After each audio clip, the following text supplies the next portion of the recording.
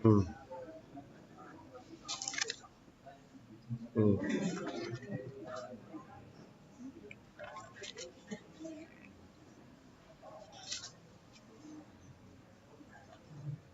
Mulai ya. Bismillahirrahmanirrahim.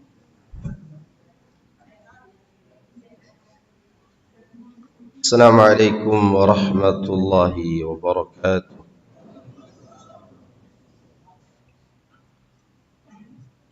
Innal hamdalillah nahmaduhu wa nasta'inuhu wa nastaghfiruh wa na'udzu billahi min shururi anfusina wa sayyiati a'malina. Man yahdihillahu fala mudilla lahu wa man yudlil fala hadiya lahu. Wa ashhadu an la ilaha illallah wahdahu la syarika lah wa ashhadu anna Muhammadan abduhu wa rasuluh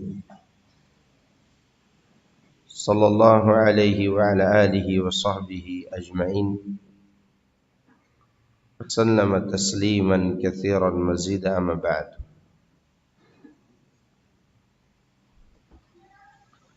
Para jemaah sekalian, a'azani Allahu iyakum.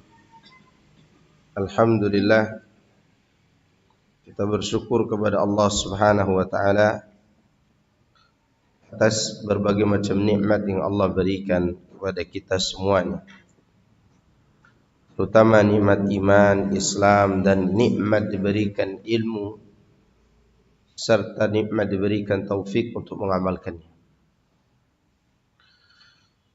Jemaah sekalian, azani Allahu yakum. Adapun tema yang akan kita bahas pagi hari ini itu bab yang berkaitan dengan firman Allah, wa minan nasi may yattakhidhu min dunillahi andada yuhibbunahum ka hubbillah. Surat Al-Baqarah ayat 165.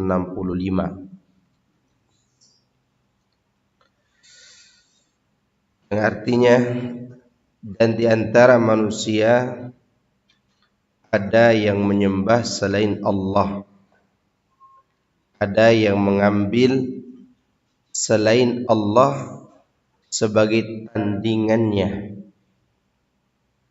yang mereka cintai seperti mencintai Allah. Walladzina amanu ashaddu hubban lillah. Sedangkan orang-orang yang beriman, mereka sangat cintanya kepada Allah. Perkataan penulis bab firman Allah Ta'ala, itu tadi ayat yang kita bacakan. Penulis menjadikan ayat ini atau ayat di atas sebagai judul bab. Mungkin yang dimaksud dari judul ini adalah cinta. Perkara yang berkaitan dengan apa? Cinta.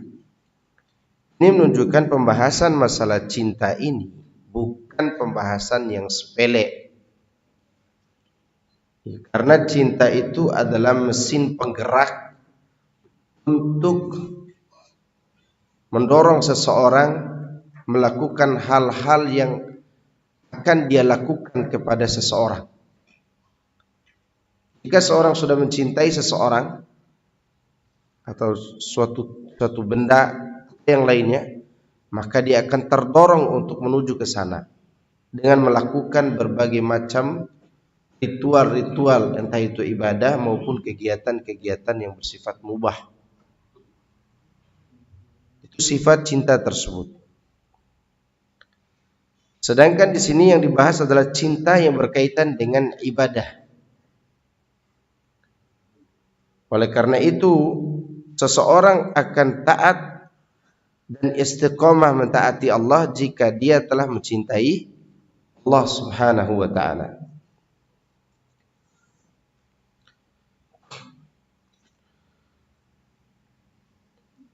Maka judul yang dimaksud di sini adalah berkaitan dengan apa? Cinta. dasar seluruh amal perbuatan adalah cinta. Karena seorang tidaklah berbuat sesuatu melainkan karena rasa cinta atau keinginan.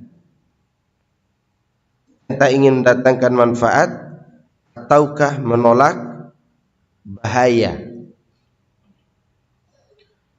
Ketika seorang melakukan sesuatu itu karena menginginkan sesuatu tersebut, entah karena esensinya sesuatu itu sendiri seperti makan, atau karena hal lain seperti berobat.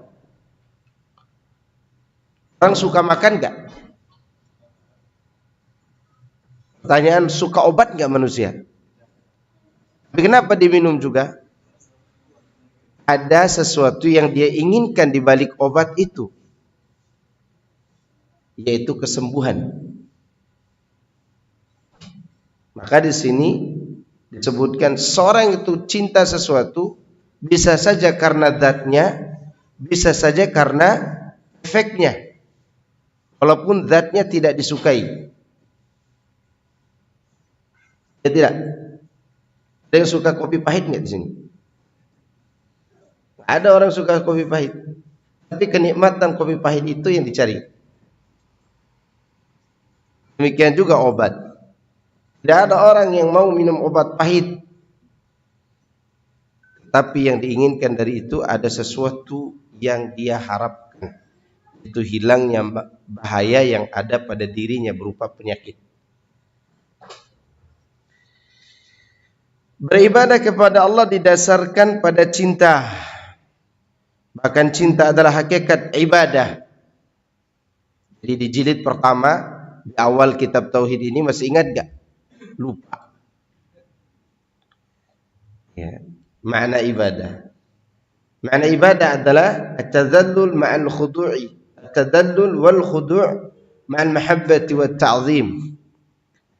Ibadah itu adalah menghinakan diri dengan merendahkan hati di hadapan Allah, disertai dengan cinta dan pengagungan. Itu makna ibadah.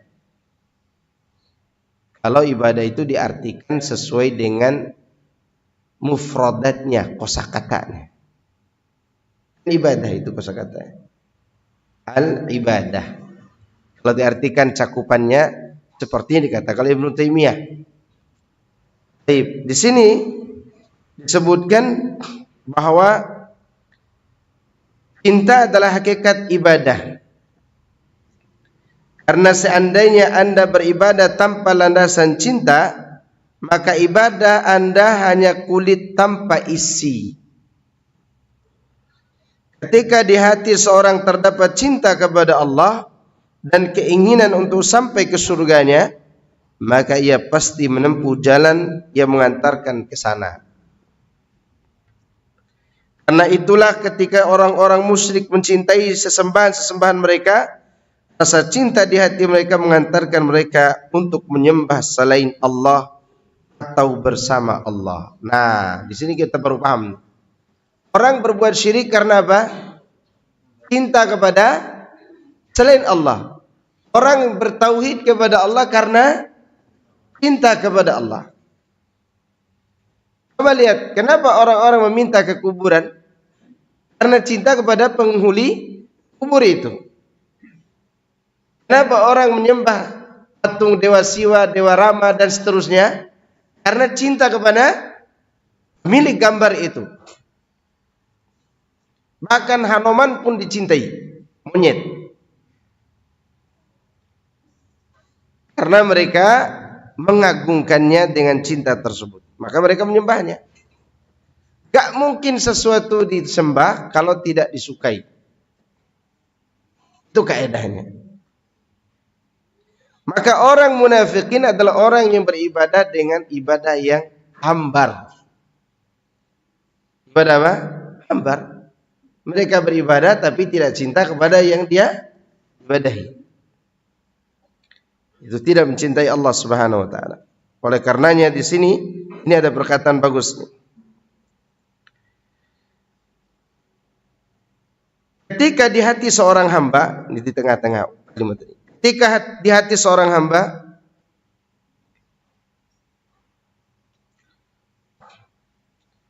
saya ulangi ya. Kata Syekh Utsaimin rahimahullah, ketika di hati seorang hamba terdapat cinta kepada Allah dan keinginan untuk sampai ke surganya, maka ia pasti menempuh jalan yang mengantarkan ke sana. Seorang penyair mengatakan, innal muhibba liman yuhibbu muti'. Sesungguhnya orang yang mencintai akan mentaati yang dia cintai. Itu sudah menjadi kaidah tabiat namanya. Kaidah umum, kaidah kauni. Kejadian alam. Seorang ketika dia cinta kepada seorang yang dia kagumi, maka dia akan taat kepadanya. Coba lihat orang-orang yang gali emas dengan gali sumur. Dalamnya sama 10 meter. Sama 10 meter dalamnya. Orang gali sumur biasa yang selebar ini kan, itu sama dengan dalamnya orang yang gali emas di baik di Gunung Sumbawa, gunung mana aja lah gitu kan, gunung yang ada emasnya. Tapi yang Anda tahu yang banyak di sana, yang tambang liar itu. Ketika orang gali sumur, jumlah penggalinya ada 3 orang, maka untuk mencapai jarak 10 meter ke bawah butuh waktu 1 pekan, bahkan 1 bulan. Kenapa?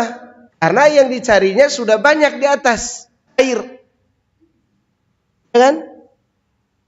Dan harga air itu ya 1 kardus 20.000 lah gitu kan. Coba emas 1 kardus berapa? Maka mereka yang gali emas untuk mencapai 10 meter cukup 3 hari. Jumlah 3 orang.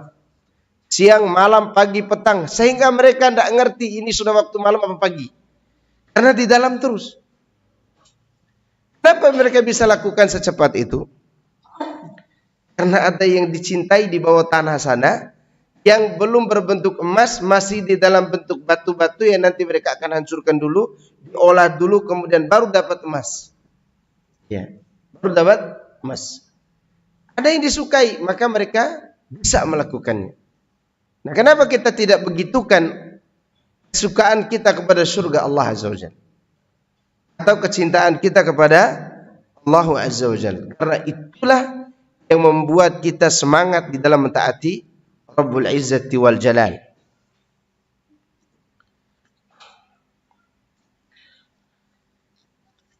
Cinta terbagi menjadi 2. Nah, di sini Syekh mengatakan cinta terbagi menjadi 2. Yang pertama, cinta adalah cinta ibadah. Yang pertama cinta apa? Cinta ibadah. Cinta ini mengharuskan merendah, mengagungkan, dan hati seorang hamba harus memuliakan dan mengagungkan yang dicintai, yang mengharuskannya untuk menjalankan apa yang diperintahkannya dan menjauhi apa yang dilarangnya. Cinta seperti ini hanya khusus untuk Allah semata. Maka dari itu barang siapa mencintai sesuatu bersama Allah dengan cinta ibadah, berarti dia musyrik dengan kemusyrikan besar. Ulama menyebut cinta ibadah ini dengan istilah cinta khusus. Hanya untuk siapa? Allah. Bentuknya bagaimana? Bentuknya membuat kita tunduk beribadah kepada yang dicintai. Itulah cinta ibadah. Yang kedua, cinta yang bukan ibadah secara esensi. Cinta ini terbagi menjadi 2 macam. Cinta demi Allah dan karena Allah. Itu cinta yang dimunculkan oleh cinta Allah.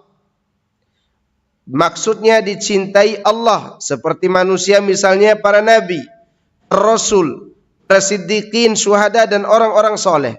Mereka itu dicintai karena dicintai oleh Allah. Ini kita mencintai para nabi, para rasul, orang soleh, para sahabat. Kenapa? Karena kita punya alasan. Alasannya mereka dicintai oleh Allah. Jelas? Atau amal perbuatan seperti sholat, zakat, perbuatan-perbuatan baik dan lainnya. Jenis pertama ini mengikuti jenis cinta yang pertama, yaitu cinta Allah. Cinta karena Allah ini masuk dalam bentuk cinta ibadah juga. Ya. Jenis kedua, cinta kasih sayang. Seperti cinta terhadap anak, cinta terhadap orang-orang lemah dan orang-orang sakit. Nah, ini mencintai yang di bawah level kita. Cinta yang ini mencintai yang di bawah level kita. Maka bentuk cintanya adalah cinta kasih sayang. Seorang presiden mencintai rakyatnya namanya apa? Kasih sayang. Tak perlu presiden mentaati rakyat. Paham enggak? Karena cinta dari atas ke bawah, baik secara umur maupun secara kedudukan, namanya cinta kasih sayang. Maka Rasulullah SAW mencintai para sahabatnya. Raufur Rahim. Lembut dan penyayang kepada umatnya. Ketiga, cinta memuliakan dan mengagungkan atau menghormati, seperti cinta seorang kepada ayahnya, gurunya, orang besar dari kalangan orang-orang baik. Nah, ini berarti cinta dari level bawah ke atas. Dari level bawah kemana? Ke atas. Bentuknya menghormati. Dan ini yang sulit. Yang kedua gampang. Seorang cinta kepada anaknya, menyayangi istrinya, itu otomatis. Maka dalam Al-Quran tidak ada disebutkan wa bi azwajikum ihsana. Enggak ada. Dan kepada istri kalian berbuat ihsanlah. Tidak ada dalam Al-Quran. Walaupun itu diperintahkan dalam hadis. Kenapa tidak ada dalam Al-Quran? Sebagian ulama mengatakan karena mudahnya menyayangi istri, mudahnya menyayangi anak. Atasnya yang sulit. Maka seorang istri mencintai suaminya, dia sebenarnya sebagian orang mencintai cinta yang bucin. Tahu bucin enggak? Budak cinta. Atau cinta karena ada harta atau karena suatu kedudukan. Mereka kebanyakan wanita tidak pandai mengolah cinta penghormatan kepada suami. Karena memang sulit. Seperti seorang anak menghormati ibu bapaknya, itu sulit. Coba, ibunya sakit, bapaknya sakit, anaknya sakit. Mana hatinya? Anaknya. Karena kecondongan tadi. Maka oleh karenanya para ulama mengatakan, cinta seorang suami kepada istri dan anaknya adalah cinta tanggung jawab. Paham? Cinta tanggung jawab artinya dia memberikan tanggung jawab. Tidak perlu setiap hari mengatakan, wahai istriku, kau bagaikan keturunan rembulan, matamu seperti bintang kejora. Aduhai, kata so istrinya, udah beli beras mas? Belum ada. Cinta macam apa itu? Ya. Cinta yang tidak dibarengi dengan tanggung jawab namanya kezaliman. Namanya apa? Kezaliman. Demikian juga istri. Istri tidak perlu setiap hari mengatakan, hai abang, jika engkau Gatot Kaca, engkaulah orangnya. Macam luar biasa. Kata suaminya, udah bikin kopi? Belum. Mana ketaatannya? Cinta dari bawah ke atas yang tidak ada ketaatannya, itu namanya kedurhakaan. Faham kan? Berarti Islam bahas masalah cinta gak? Bahas. Emang kita ini orang-orang dungu gitu. Begitu cinta kepada sesama. Jenis cinta kedua, cinta yang dibutuhkan dalam kehidupan kita atau cinta tabi'iyah. Ya, cinta tabi'iyah. Yang paling tinggi dari tiga tadi yang mana? Mencintai karena Allah. Suami mencintai istri karena Allah. Istri mencintai suami karena Allah. Baru mereka akan mengerti hak-hak masing-masing di antara mereka. Oleh karenanya seorang suami dia tidak boleh menzalimi istrinya dalam bentuk tanggung jawabnya. Walaupun dia katakan 1000 kali kata cinta. Wah, ada makan tuh cinta, bisa digoreng. Makanya istri tidak perlu lagi nanya, abang punya mantan dulu enggak? Si cinta mantannya enggak? Tidak perlu Anda tanya, tanyakan dia. Dia tanggung jawab atau tidak? Itu aja intinya. Tidak usah cinta sinetron di sini. Itu cinta dalam drama, itu drakor. Drama Korea Utara. Ya. Demikian juga istri. Taatlah kepada suami Anda, terutama masalah-masalah yang sensitif. Masalah apa misalnya? Ranjang. Itu suami bisa kebakar kepalanya kalau tidak dikasih. Ya, lebih baik Anda letakkan gunung di atas dua pundaknya daripada ditolak yang satu itu. Kenapa? Karena maksiat di luar sana menganga seperti mulut-mulut singa. Maka Rasulullah SAW menyampaikan wanita yang menolak permintaan suaminya di malam hari dilaknat oleh malaikat sampai subuh. Sampai apa? Subuh. Itu masalah besar apa kecil? Bukan dosa kecil itu dosa besar. Karena kata dosa kalau dibarengi dengan laknat itu dosa besar. Maka taatilah. Walaupun masakan ada di atas tungku api. Tapi sekarang karena kompor gas dimatiin dulu. Biar nasi itu tidak matang. Yang penting jiwa suami matang. Begitu dia bangun di pagi hari, segarnya itu. Dia akan tenang dengan itu. Ya. Dia tenang dengan itu. Maka istri tak boleh dia membangkang kepada suaminya. Ini masalah cinta dibahas nih. Jenis keempat, cinta yang bersifat naluriyah. Seperti cinta makan, minum, pakaian, kendaraan, dan rumah. Ini cinta tabi'iyah namanya. Namun cinta ini tidak boleh menghalangi ketaatan kepada Allah. Misalnya untuk mengumpul nih sama anak-anak motor gitu kan.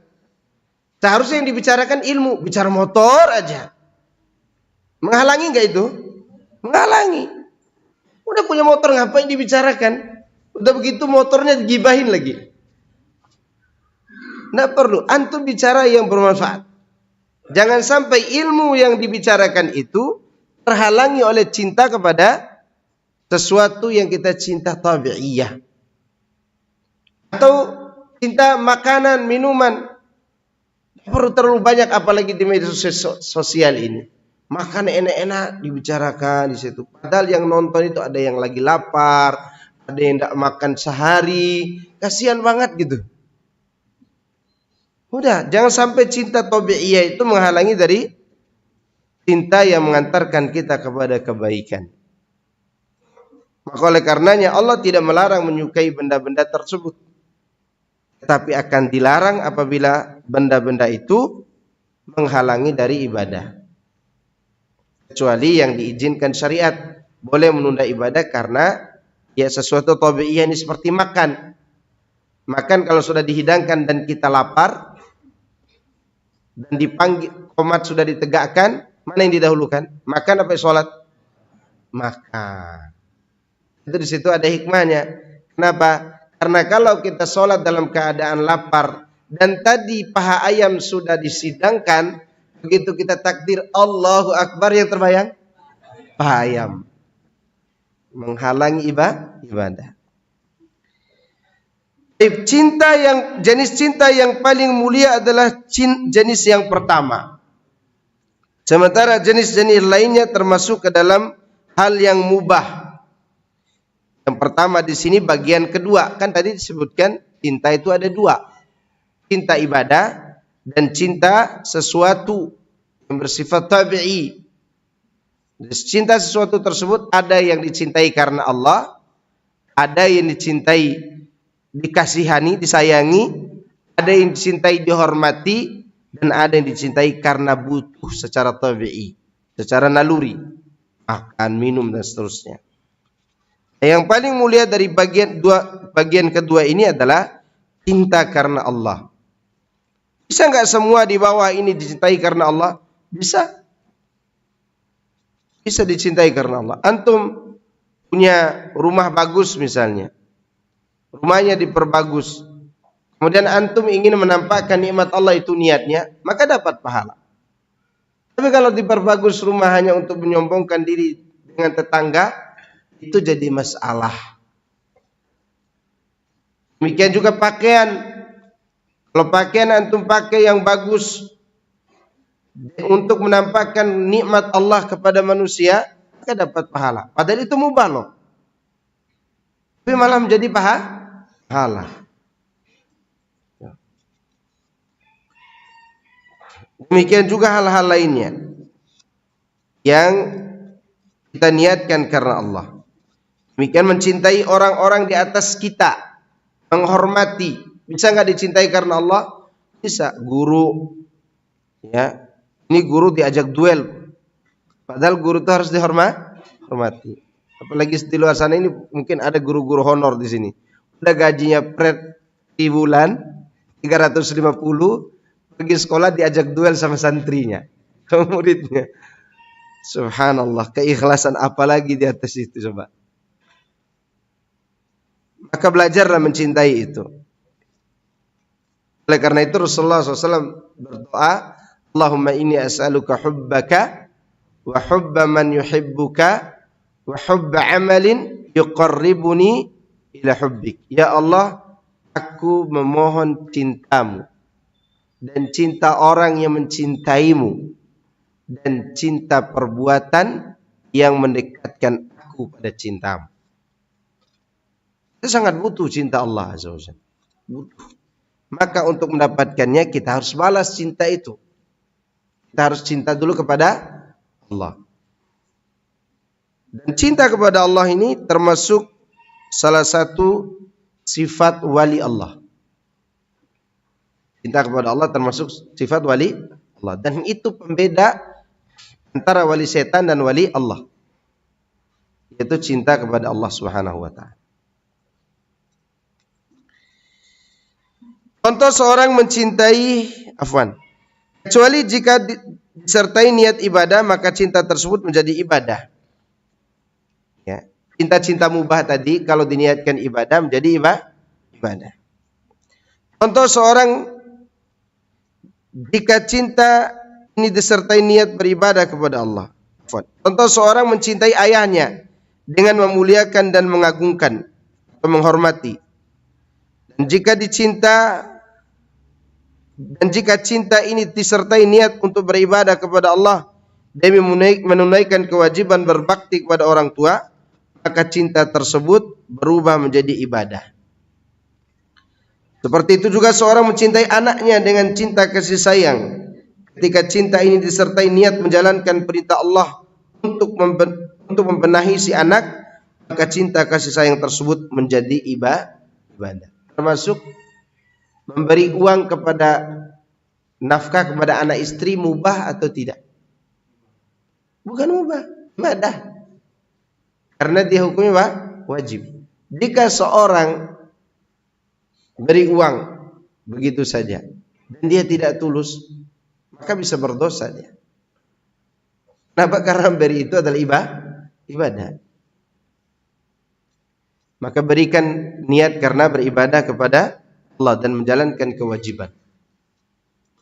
Insya Allah itu akan buka pintu rezeki. Buka pintu rezeki.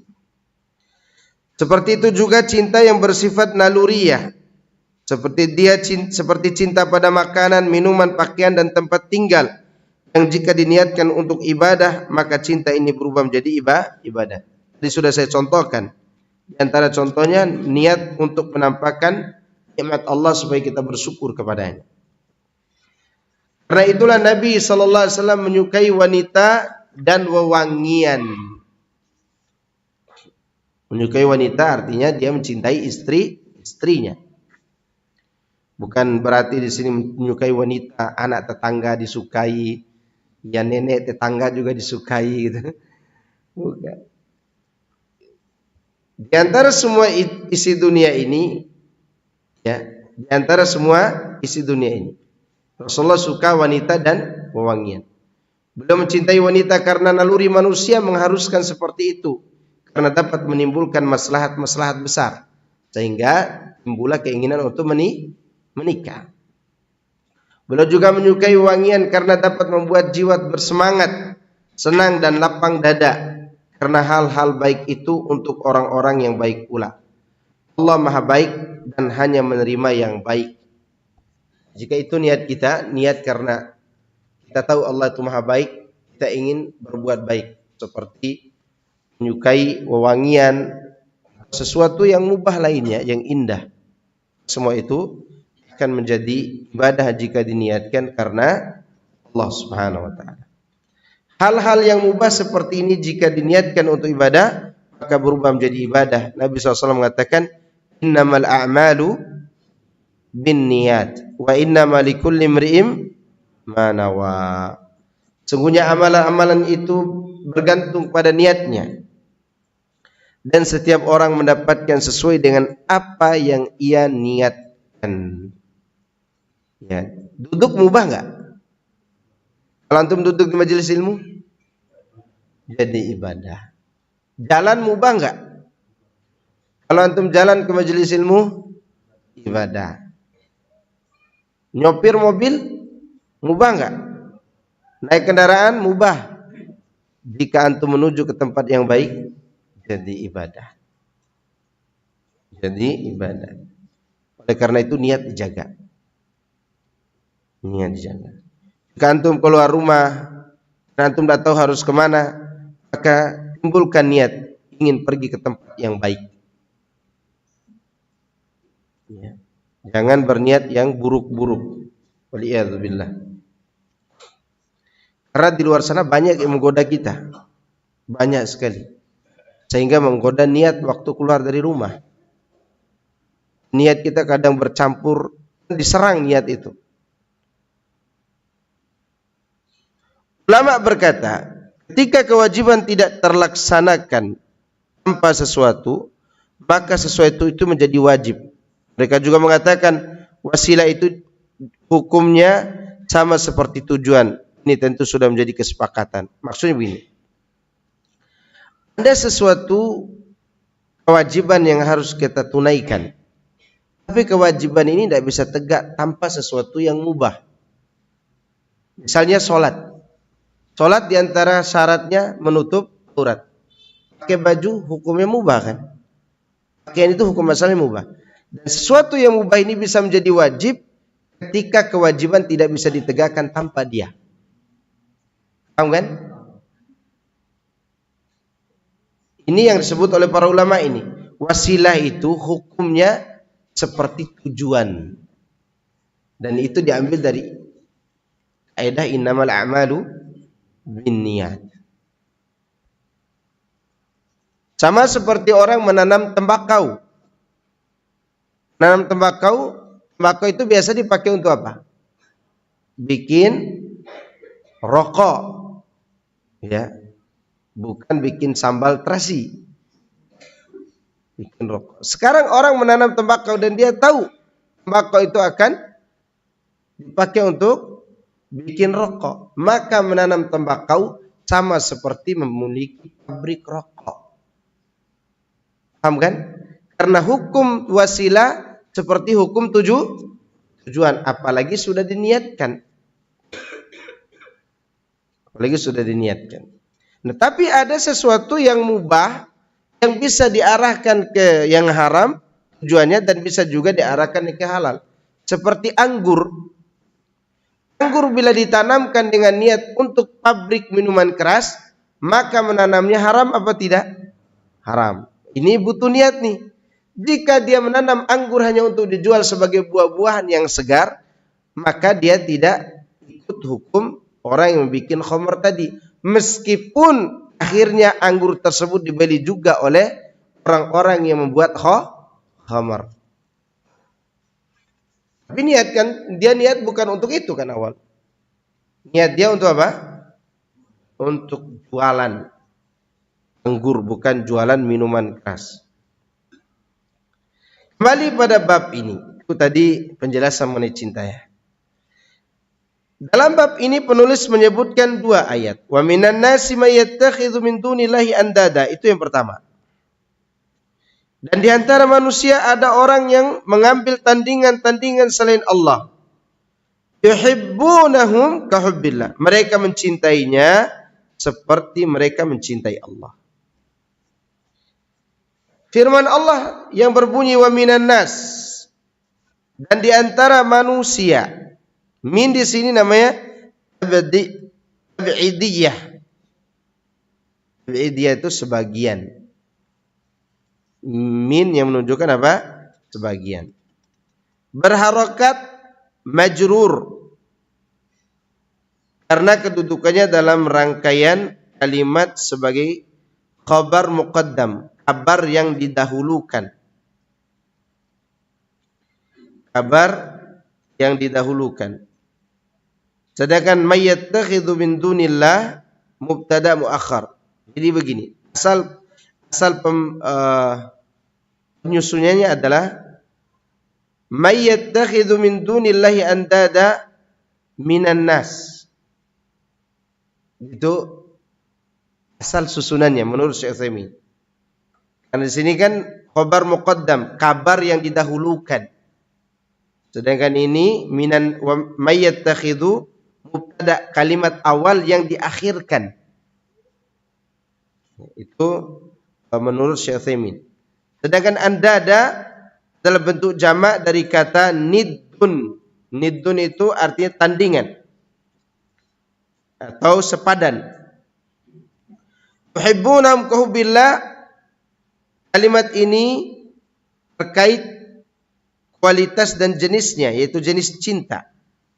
Yang dimaksud jenis cinta adalah mencintai selain Allah dengan cinta ibadah. Cinta apa ini? Ibadah. Dan yang dimaksud kualitas adalah mencintai tandingan tersebut seperti mencintai Allah. Kalau menyamakan cinta sesuatu dengan cinta kepada Allah, syirik enggak? Karena kualitas cinta kepada Allah tidak ada tandingannya. Atau bahkan lebih besar lagi. Bahkan ada orang yang mengagungkan orang yang ia cintai dan lebih merasa cemburu kepadanya melebihi cintanya kepada Allah. Andaikan dikatakan kepadanya, bersumpahlah dengan nama Allah. Ia pasti bersumpah dengan dusta tanpa peduli. Namun ketika dikatakan kepadanya, bersumpahlah dengan nama tandingan, dia tidak mau bersumpah ketika berdusta. Ini syirik akbar. Ada orang, kalau disuruh sumpah atas nama Allah kamu. Sumpah, tapi dia berbohong. Begitu dia disuruh sumpah dengan nama yang dia agungkan selain Allah, maka dia tidak berani bersumpah, tidak berani berdusta dalam sumpahnya. Kenapa? Karena dia agungkan selain Allah yang dia cintai. Coba antum lihat orang-orang yang mendemo masjid, orang-orang yang menghalangi masjid, ya, itu tidak diapa-apakan oleh kaum muslimin. Tapi orang-orang yang mengajak kepada tauhid dan mencegah menyembah kuburan fulan, mereka marah enggak? Marah. Bangun masjid karena siapa? Karena Allah. Seharusnya itu yang didukung. Karena itu masjid itu tempat untuk mengingat Allah Azza wa Jalla. Sedangkan kuburan adalah tempat kemusyrikan. Dan mereka lebih mengagungkan wasilah kepada neraka daripada wasilah kepada surga. Ini kualitas cinta mereka yang begitu besar kepada selain Allah. Firman-Nya kahubbillah, seperti mencintai Allah. Ada dua pendapat para mufassirin terkait hal ini. Mana pertama? Mana sesuai dengan tekstual. Dan lafal cinta dimudhafkan kepada maf'ulnya. Kepada yang dikenai cinta. Itu hubbillah.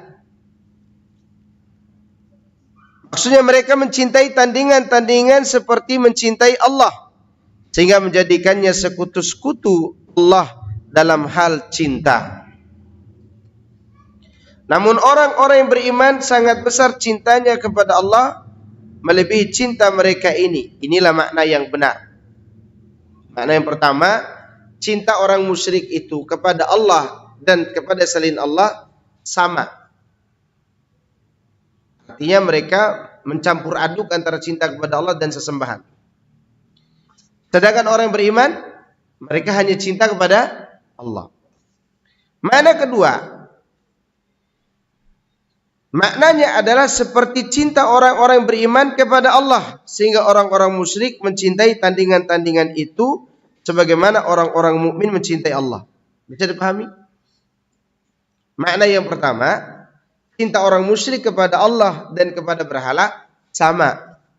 Makna yang kedua, cinta orang musyrik kepada berhala itu sangatlah besar, sebagaimana besarnya cinta orang beriman kepada Allah. Bisa dibedakan dua? Oke, kita lanjut. Meski lafaz ayat memungkinkan makna ini, makna yang kedua, namun rangkaian kata tidak sesuai dengan makna tersebut. Karena jika maknanya seperti itu, tentu berbenturan dengan firman Allah, adapun orang-orang yang beriman sangat besar cintanya kepada Allah. Berarti yang mana yang benar? Benar yang pertama apa kedua? Pertama. Ya. Karena orang musyrik itu cintanya cinta yang dicampur aduk, sedangkan orang yang beriman cinta mereka murni. Maka disebutkan oleh para ulama, di antara ahli tafsir Ibnu Katsir rahimahullahu taala, kecintaan seorang yang beriman kepada Allah Subhanahu wa taala mendorong dia untuk selalu mentauhidkan Allah dan menjauhkan kemusyrikan. Sedangkan kecintaan orang-orang musyrik kepada berhalanya membuat mereka terdorong untuk mempersekutukan Allah Azza wa Jalla.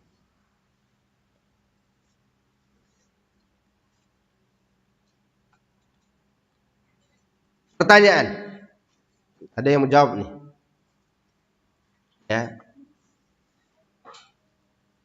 Jika seorang mencintai istrinya karena dia memakai jilbab dan karena dia taat kepada suaminya, kira-kira itu cinta mubah apa cinta ibadah? Karena Allah. Jenisnya cinta karena Allah Azza wa Jalla. Karena ada kaitannya dengan sesuatu yang disyariatkan Allah.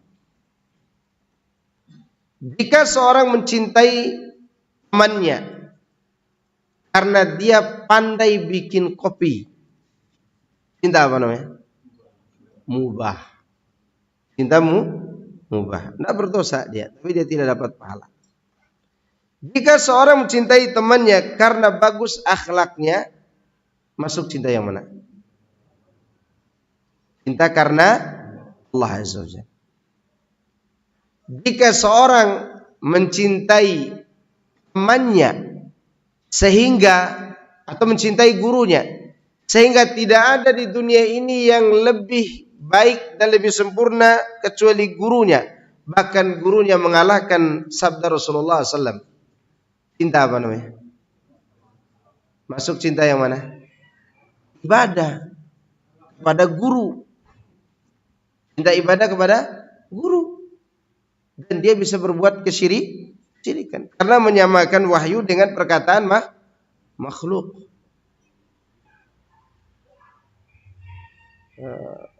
Ada seorang murid Muhammad Al-Hanafiyah namanya Mukhtar bin Abi Ubaid namanya. Apa namanya?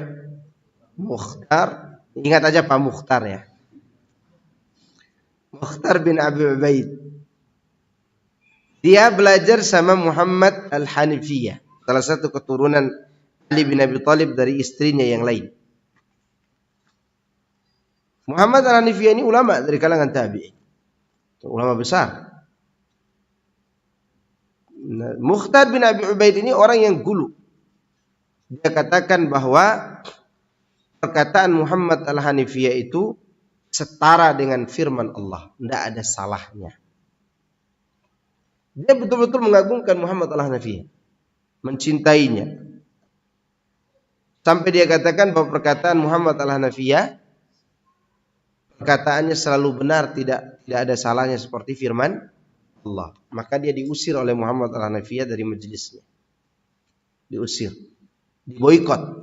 Karena Muhammad al-Hanafiyah tidak mau diagungkan seperti itu. Ternyata setelah diboikot, dia pergi ke kaumnya dan mengatakan bahwa Muhammad al-Hanafiyah betul-betul seperti Tuhan perkataannya. Seperti firman Tuhan. Akhirnya dia bikin satu sekte Syiah, namanya Syiah Mukhtariyah Kisaniyah. Yang dia termasuk Syiah yang dikeluarkan dari Islam, kafir. Kenapa kafir? Karena menyamakan satu sifat Allah dengan sifat makhluk. Apalagi cinta. Itu sumbernya dari mana tadi? Cinta yang berlebihan. Awal terjadinya kemusyrikan di bumi Allah ini gara-gara apa?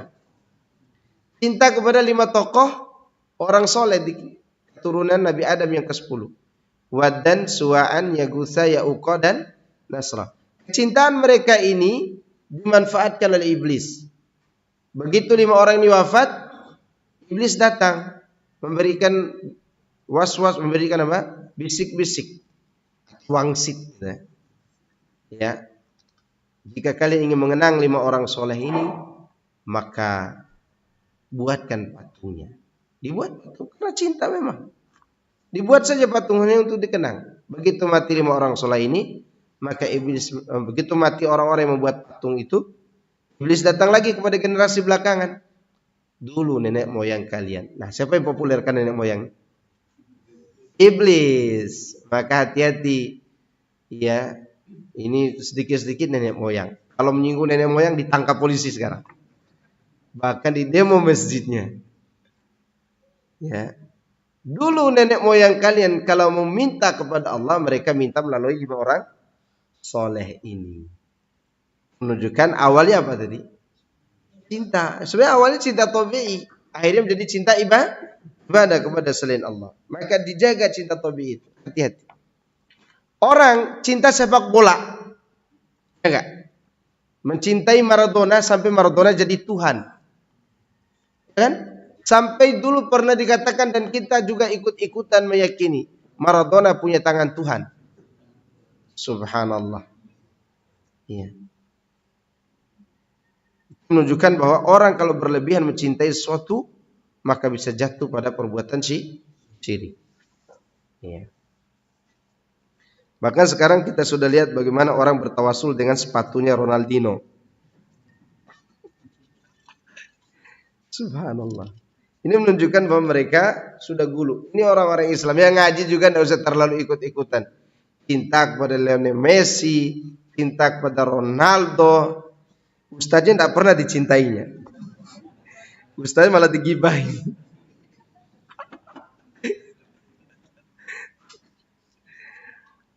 Ini menunjukkan bahwa cinta kepada Allah tidak boleh sama dengan cinta kepada selain Allah.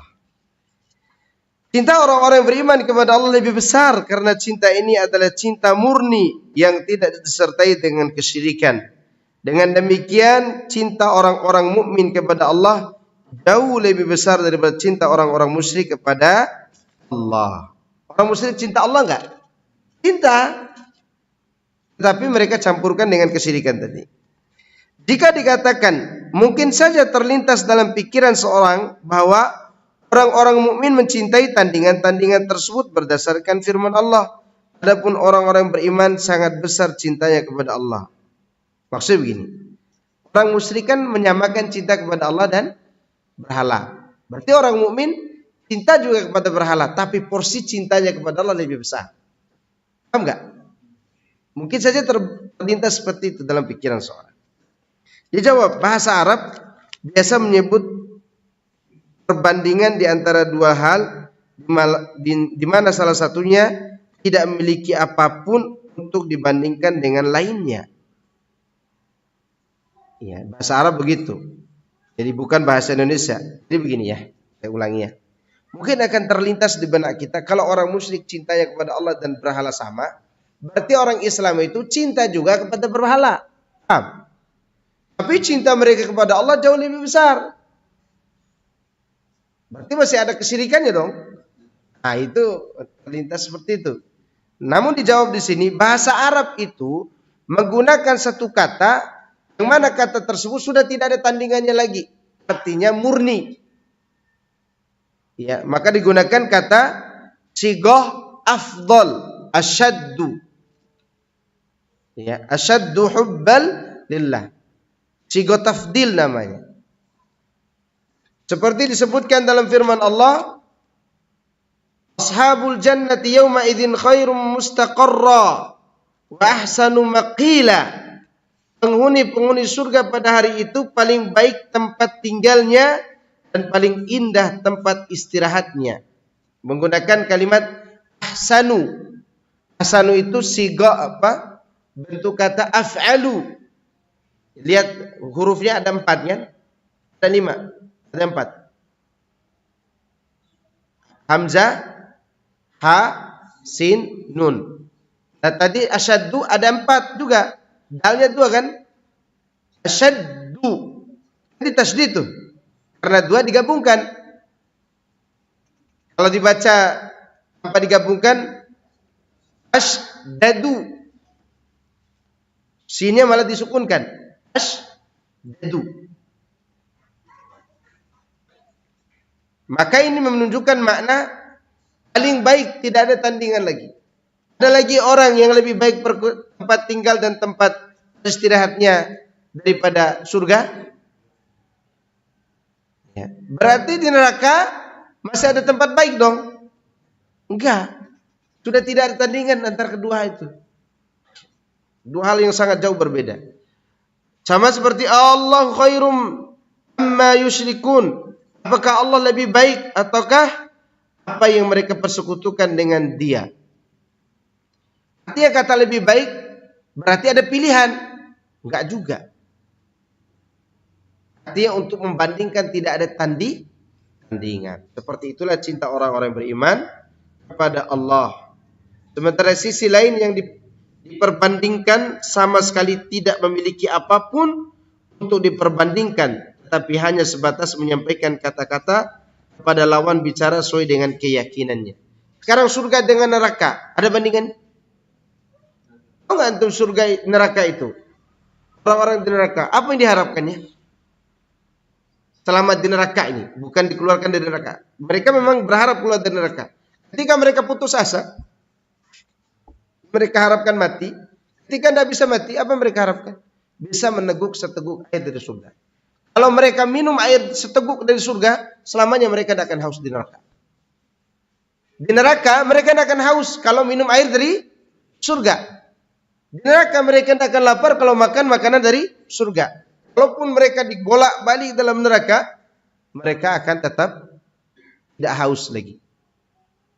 Itu menunjukkan neraka dan surga tidak bisa disamakan sama sekali. Demikian juga Allah dengan yang mereka persekutukan tidak mungkin sama. Kaidahnya tidak sesuai. Kaitan ayat ini dengan bab cinta. Seorang dilarang mencintai siapapun seperti cintanya kepada Allah. Karena cinta seperti ini termasuk syirik akbar yang mengeluarkannya dari agama. Cinta seperti ini tidak ada pada sebagian penyembahan kubur. Cinta seperti ini ada pada sebagian penyembah kubur dan pelayan. Karena di antara mereka ini ada yang mencintai kubur atau mencintai wali seperti cintanya kepada Allah. Atau bahkan lebih besar lagi. Seperti itu juga ada di antara para pelayan dan pengabdi yang mencintai para pemimpin lebih rasa cinta kepada Allah. Dan mengagungkan mereka melebihi Allah. Allah mengatakan wa qalu rabbana inna ata'na sadatana wa kubara'ana fa'adalluna as-sabila. Rabbana atihim dhifaini minal azab wal anhum la'nan kabira. Ini surat Al-Ahzab ayat 67-68. Mereka mengatakan ya Rabb kami, sesungguhnya kami telah mentaati para pemimpin dan pembesar kami, taat kepada tokoh. Ya. Lalu mereka menyesatkan kami dari jalanmu yang lurus. Ya Rabb kami, timpakanlah kepada mereka azab 2 kali lipat dan laknatlah mereka dengan laknat yang besar. Apa sebabnya? Kelebihan menyikapi dan mencintai para tokoh. Bahkan ada sebagian mereka sudah tahu tokohnya sesat, tetap diikuti. Ya. Seperti Musailamah Al-Kadzab. Apa kata pengikutnya ketika diwawancara? Ketika ditanya, bukankah Musailamah itu kadzab? Kata mereka, iya. Dia kadzab, dia pendusta, pembual, pembohong Musailamah itu. Dan Muhammad itu kami yakini sebagai orang yang jujur. Tapi si pendusta ini lebih kami cintai daripada si jujur itu. Jatuhnya kemana? Kufur, syirik. Ya, mereka lebih mencintai si pendusta daripada si jujur. Maka pengikut-pengikut tokoh-tokoh sesat itu tahu nggak tokohnya sesat? Tahu. Orang yang paling tahu tokohnya itu sesat yaitu tokohnya itu sendiri. Lalu pengikutnya adalah pendusta. Dan mereka mencintainya berlebihan dan bisa mengantarkan kepada neraka jahanam waliyadzubillah. Kesimpulannya, cinta itu terbagi menjadi 2. Pertama cinta ibadah dan ini murni hanya untuk Allah. Yang kedua cinta yang bersifat umum. Dan ini terbagi menjadi 4. Pertama cinta karena Allah, yaitu cinta orang yang dicintai oleh Allah, dan cinta barang atau perbuatan yang dicintai oleh Allah. Dan ini sudah pasti dicintai Allah. Nabi, Rasul, kemudian orang-orang yang mati syahid, mencintai mereka otomatis. Demikian juga cinta amal, salat, masjid, suka ke masjid, suka ke majelis ilmu, berarti mencintai yang sudah pasti dicintai oleh Allah. Suka zikir, zikir, marah aja zikir. Anaknya nakal, astagfirullah. Nah, namanya apa? Suka, cinta kepada kata-kata yang dicintai Allah. Anaknya ngambil uang, Allahu Akbar kamu. Nah, itu kalimat disukai oleh Allah. Sehingga itu menjadi tabiat dia.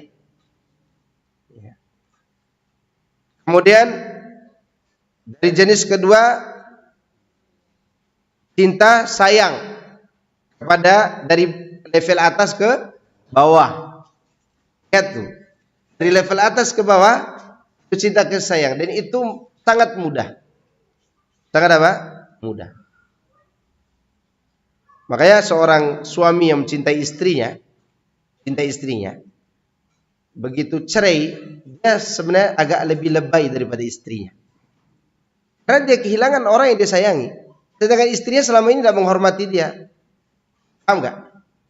Beda kalau istrinya melakukan cinta yang ketiga ini. Cinta menghormati. Orang yang dihormati, orang yang dikagumi, orang yang di apalah gitu. Jadi pahlawan dia gitu. Takut si istri kehilangannya karena dia memang biasa menghormatinya. Jenis cinta yang berapa? 3. Yang keempat, cinta naluri. Naluri kita memang suka. Dibuat-buat tuh. Suka makan, suka minum, suka rumah, suka kendaraan. Itu sebenarnya tidak dibuat-buat. Suka nggak? Tiba-tiba punya rumah, kata Pak RT, Ustadz Maskur, untuk antum aja rumah yang blok B1 gitu. Untuk saya, iya ngontrak setahun. Itu udah senang banget tuh. Kenapa? Karena memang naluri. Suka naluri. Dan itu tidak tercela. Namun tercelanya tadi apa kita katakan? Kalau menghalangi ketaatan kepada Allah. Kemudian di sini disebutkan juga bahwa cinta orang yang beriman lebih besar daripada cinta orang kafir kepada berhala mereka. Karena orang yang beriman itu murni ibadahnya kepada Allah. Dan faedah juga mengenai cinta ini, bahwa cinta itu mesin penggerak untuk mentaati Allah Subhanahu wa taala. Tanpa cinta seorang tidak akan semangat beribadah. Enggak akan semangat. dan bahkan dia tidak akan mampu menanggung derita di jalan Allah. Ingat, seorang tidak akan sanggup jalankan ketaatan dan tidak akan sanggup menghadapi ujian di jalan Allah tanpa rasa cinta kepada Allah. Saya kira cukup. Silakan ada bertanya.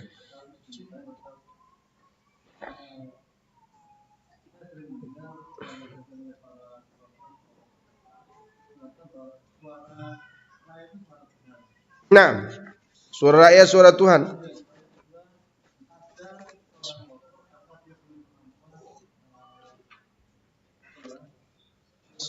Spiritual.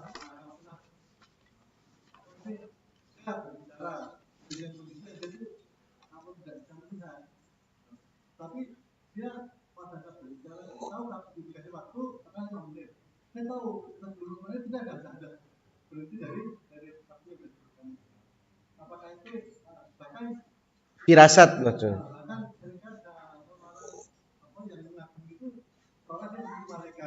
Barakallahu fikum. Yang pertama, pertanyaan suara rakyat, suara Tuhan. Ini kesyirikan kepada Allah.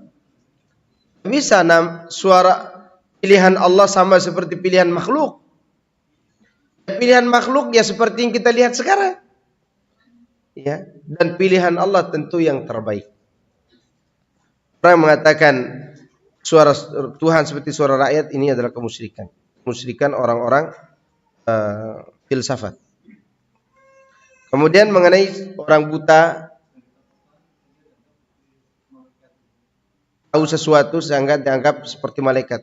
Tidak boleh juga menyamakan manusia dengan malaikat dengan sifat tertentu. Tapi kalau dia dikatakan punya firasat dan dia orang soleh dan firasatnya itu tidak bertentangan dengan syariat, maka boleh. Tapi tidak dijadikan sebagai dalil qat'i. Dia berfirasat misalnya begini dan begitu kalau orang-orang berbuat seperti ini. Namanya apa? Firasat.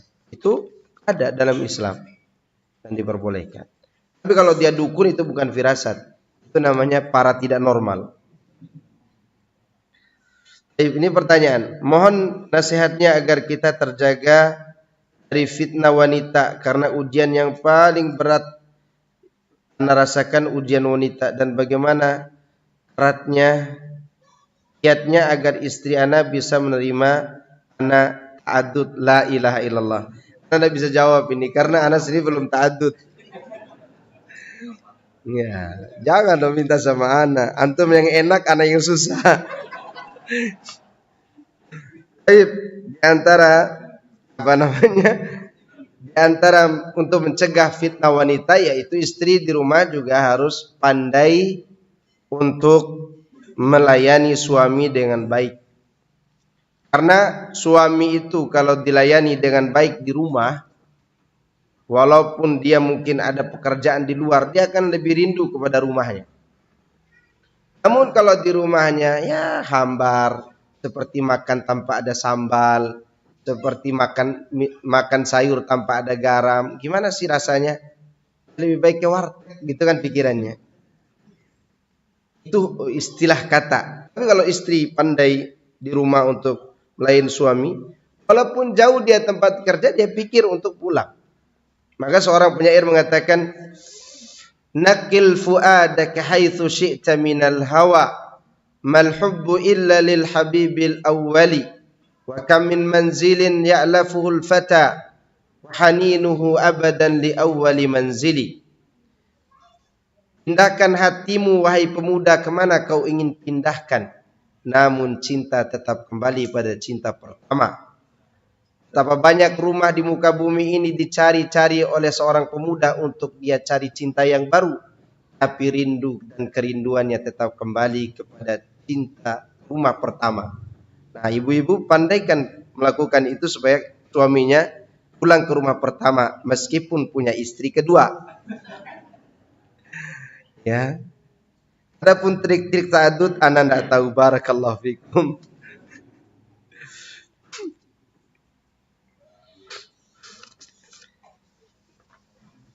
Kalau mau tanya ke Ustadz Lutfi Abdul Jabbar.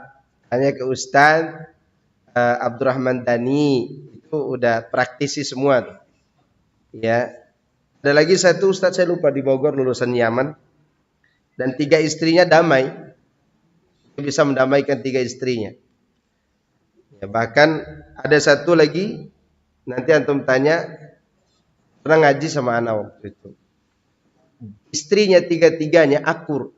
Jadi kalau suaminya itu capek dan rumah terdekat yang dia tempat pulang rumah A atau B atau C, nanti 2 orang itu mengatakan kamu capek tuh terlalu jauh, mampir aja ke rumah yang paling dekat dari kami bertiga gitu. Kalau ada istri-istri kayak gini, asik banget. Iya. Dan ada, cuman tidak diekspos. Yang kita dengar di media sosial itu yang lempar piring, lempar gelas, lempar sendok. Hanya itu yang didengar, jadi momok jadinya. Adapun triknya cari tahu sendiri ya.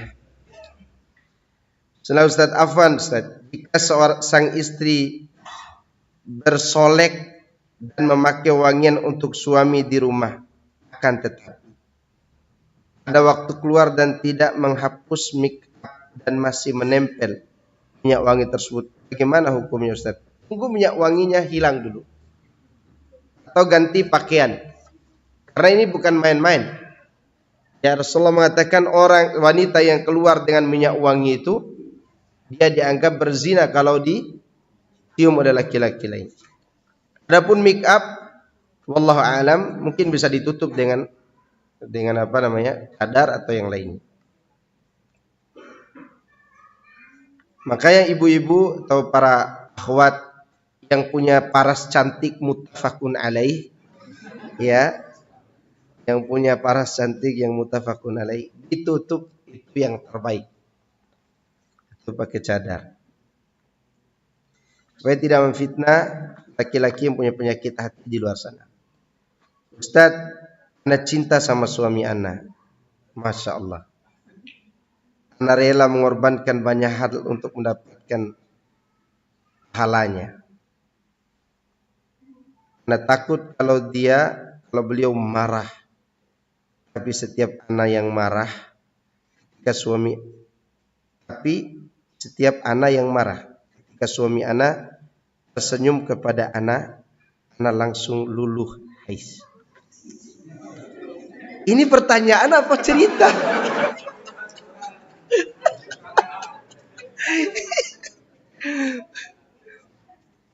Beliau galak, tapi ana cinta kepada beliau karena cinta beliau kepada Allah. Tauhidnya Masya Allah. Apakah cinta anak kepada suami anak ini berlebihan? Tidak juga, ini malah bagus. Kalau si istri bisa meredakan amarah suami, itu malah bagus. Ini suami sudah marah merepet aja. Kapan ada pendinginnya? Kan hidup ini harus seimbang. Ada dingin, ada panas. Kalau panas semua, bakar rumah. Ada seorang masyaikh mengatakan begini. Di antara trik membuat anak-anak sehat, di antara trik membuat anak-anak itu sehat walafiat, seorang suami cinta kepada istrinya, seorang istri cinta kepada suaminya. Dan itu disaksikan oleh anak-anaknya. Dan itu ternyata membuat anak-anak itu sehat. Anak-anak itu stres kalau suami istri bertengkar aja. Udah kayak ayam yang gak mau kasih gitu. Kejar dulu baru dikasih. Cinta suami istri itu membuat apa? Rumah tangga menjadi sejuk. Gitu. Maka dimasukkanlah cinta karena Allah itu supaya lebih baik cintanya. Kalau seperti ini bagus. Kalau ini yang dianjurkan. Ketika istri bisa meredakan marah suami dengan senyumannya, bagus banget itu.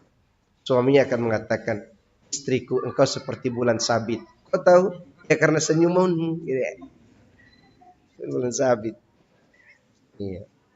Lebih banyak menggodanya daripada tanggung jawabnya. Tapi kalau dia pandai bertanggung jawab dan dia pandai membuat rangkai kata, itu malah bagus. Seperti itu juga istri. Ya, seperti itu juga istri. Jangan istri memuji orang lain. Suamiku di luar sana banyak sekali laki-laki yang sispek, sedangkan engkau zero pack. Sakit hati suami.